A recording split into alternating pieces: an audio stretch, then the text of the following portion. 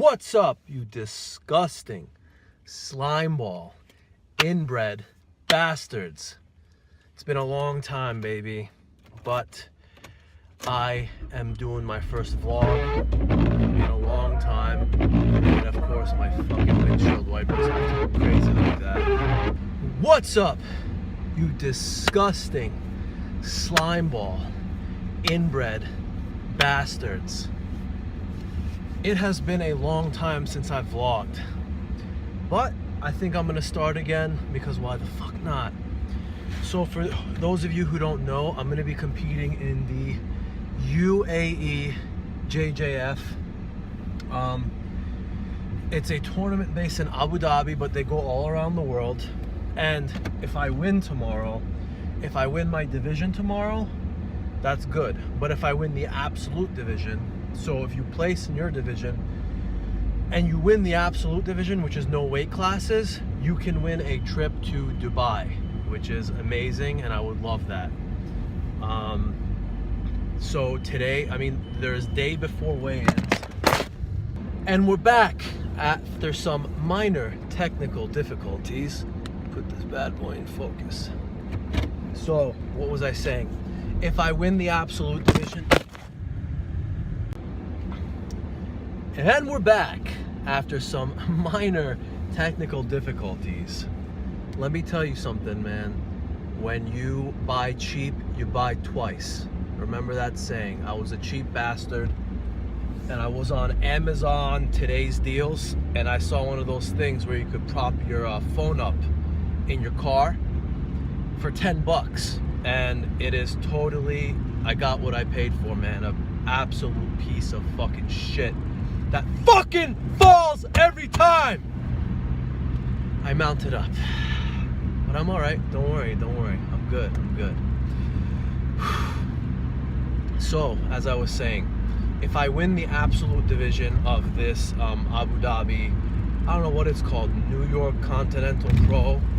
If I win the absolute division, I get an all expenses paid to Dubai to compete in the Abu Dhabi Grand Slam. So what's cool about this is that my friends who live in Iran, there aren't too many big jiu-jitsu tournaments in Iran. So my friends usually go to the UAE. They go to Dubai and they compete there. So they're all competing in the Abu Dhabi Grand Slam. So it's gonna be pretty cool if I qualify and I get to compete with my teammates that I trained with all summer. That's my dream. That's what I want to come out of this whole situation. But 2 nights ago, I go and check out my bracket and I see my boy who trains at Unity and is a total fucking monster, who's much better than me, by the way, who motivated me to do this tournament, signs up for the same fucking tournament in the same fucking weight class.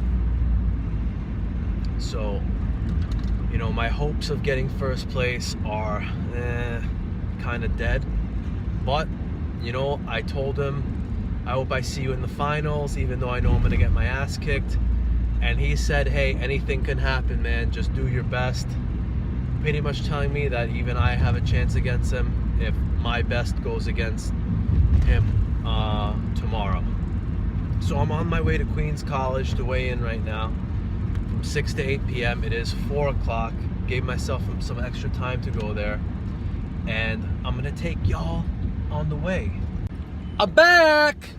Just had to do a quick detour to Bank of America to get some cash so I could pay these freaking, to pay some of this government extortion, which I call bridge tolls.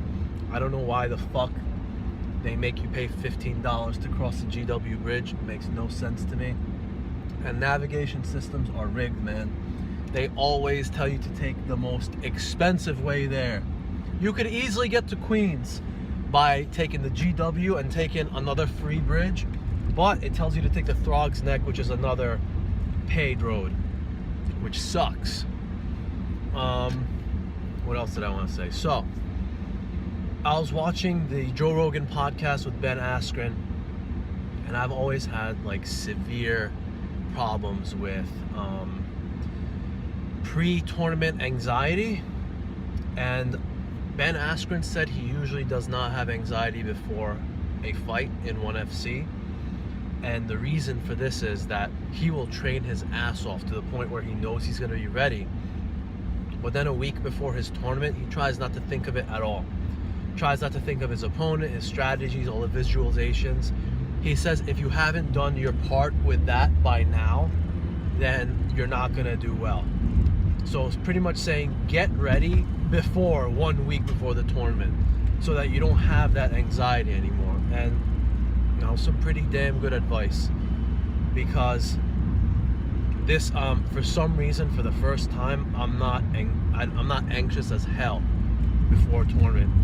Usually the week before, even 2 weeks before, I am just like, man, I just have butterflies all the time, to the point where it's not even fun anymore, you know? I'm just like, god damn it, why am I even doing this?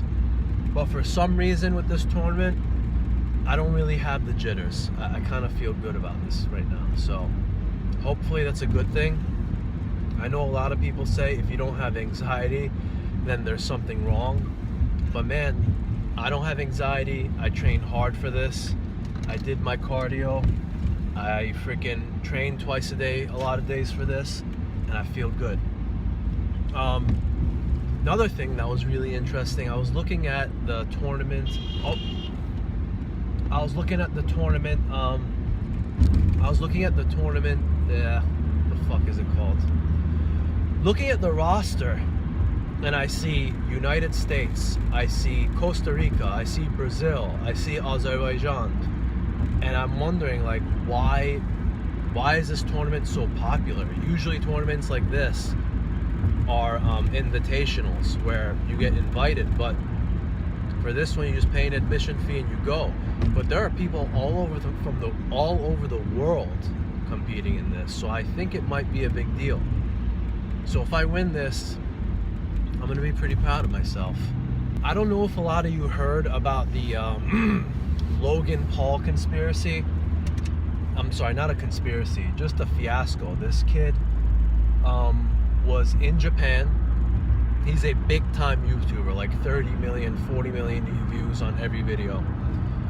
Big time YouTuber, multi-millionaire, goes to Japan, goes to the suicide forest, sees a dead body hanging from a tree, decides to be a fucking idiot and film it, gets in all types of trouble, gets just demonetized by YouTube, taken off the preferred list from YouTube, just had his whole life screwed up.